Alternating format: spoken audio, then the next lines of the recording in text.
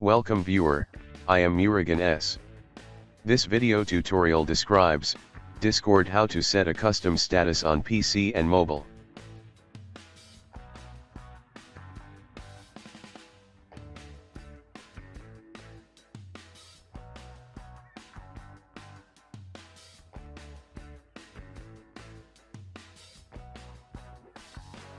Click Discord icon.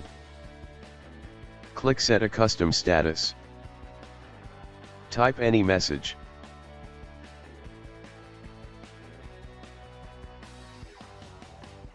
Clear after, select today, 4 hours, 1 hour, 30 minutes and don't clear.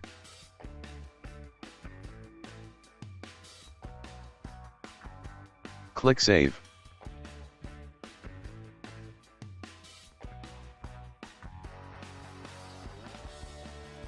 I hope this video tutorial helps to you. Please like, share and don't forget to subscribe my channel. Thank you very much. See you next video.